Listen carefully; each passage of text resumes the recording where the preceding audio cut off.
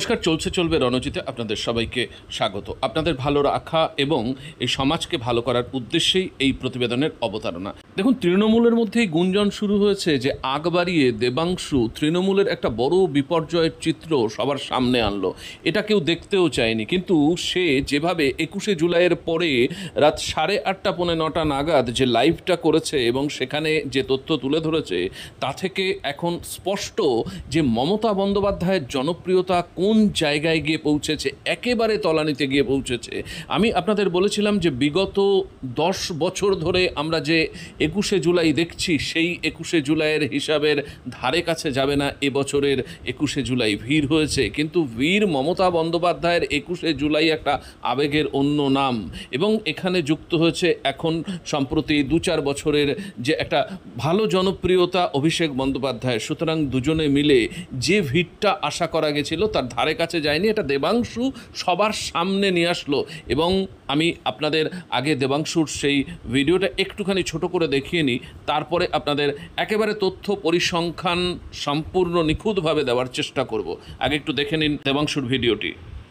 এখনো পর্যন্ত দুপুর 12টা থেকে আমাদের 21শে জুলাইয়ের সভার লাইভ টেলিকাস্ট স্টার্ট হয়েছিল আমাদের পার্টির অফিসিয়াল পেজে, এবং সঙ্গে সঙ্গে মমতা বন্দ্যোপাধ্যায়ের পেজেও তার এন্ট্রি থেকে। এখনো পর্যন্ত মমতা বন্দ্যোপাধ্যায়ের পেজ থেকে অফিসিয়ালি আমাদের 21শে জুলাই লাইভ টেলিকাস্ট দেখেছেন 28 লক্ষ মানুষ। আমাদের পার্টির অফিসিয়াল পেজ থেকে 21শে জুলাই লাইভ দেখেছেন এখনো পর্যন্ত 33 লক্ষ মানুষ। 12টা থেকে সমাবেশ স্টার্ট হয়েছে। আমি 1টা 1.5টা ধরছি না, যখন থেকে মেন লিডাররা ঢুকেছে। আমি যদি 12টা থেকেও ধরি, 1টা 2টো 3টে 4টে 5টা 6টা 7টা 8টা আর 10 মিনিট বাদ দিলে ধরুন 9টা, অর্থাৎ 9 ঘন্টা। 9 ঘন্টায় শুধু দিদির এবং পার্টির অফিসিয়াল পেজের ভিউ হচ্ছে 61 লক্ষ। আমি লাস্ট দেখেছিলাম 12:35, 8:35-এ, 50-এ শ্যুট করছি। এখন হয়তো 61টা 63 হয়ে গিয়ে থাকতে পারে, বাট আমি কমটা ধরেই বলছি। আমি অঙ্কটা কেন বলছি তার আমি কমরেডদের এবং বিজেপির বন্ধুদের একটা কথা বলি। ধরুন ভিড় ধরে আনা যায়, আপনারা অনেক ব্যঙ্গ বিদ্রুপ করছিলেন না, ধরে আনা ভিড়, এই সেই কলকাতা ঘোরানোর কথা বলে আনা যায় আপনাদের কথা অনুযায়ী, কিন্তু ফেসবুকের লাইভটা তো কাউকে ধরে বেঁধে করাতে হয় না। দেবাংশুর ভিডিওটা দেখলেন এবং সে একটা 61 লক্ষের হিসাব দিয়েছে যে 8.5 ঘন্টা 9 ঘন্টায় 61 লক্ষ মানুষ দেখেছে। আমি আপনাদের স্ক্রিনশটে একটা তথ্য তুলে ধরছি। দেখুন, মোট দেখেছে এই এআইটিসির অফিসিয়াল পেজে ফেসবুকে, এখানে দেখা যাচ্ছে 4.6 মিলিয়ন, মানে 46 লক্ষের মতো মানুষ। এবং এই 46 লক্ষের হিসাব কিন্তু শুধুমাত্র তাদের এআইটিসির পেজ থেকে, আজকে পর্যন্ত এটার হিসাব।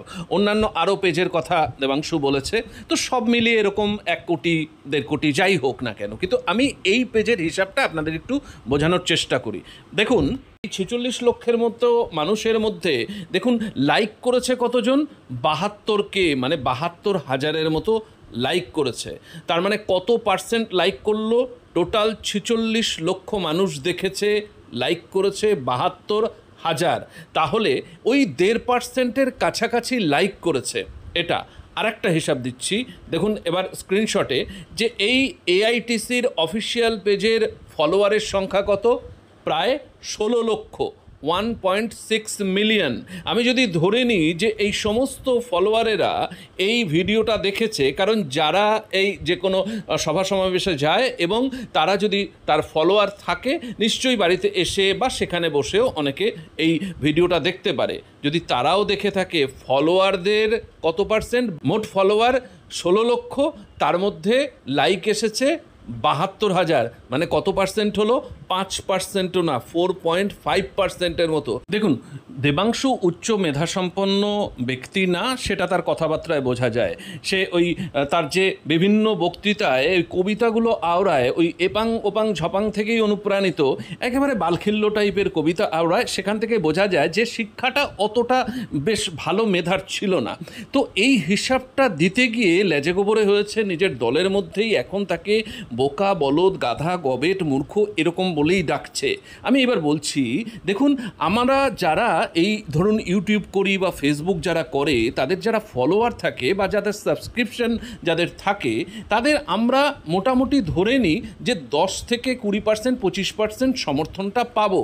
দেখুন এখানে যেখানে 16 লক্ষ ফলোয়ার, সেই 16 লক্ষ ফলোয়ার যদি সবাই দেখে থাকে, তাহলেও যে লাইকটা আসছে, ধরুন লাইক কারা করে, যারা ভীষণভাবে পছন্দ করেন তারা লাইক করে, কেউ কেউ কমেন্টস করেন।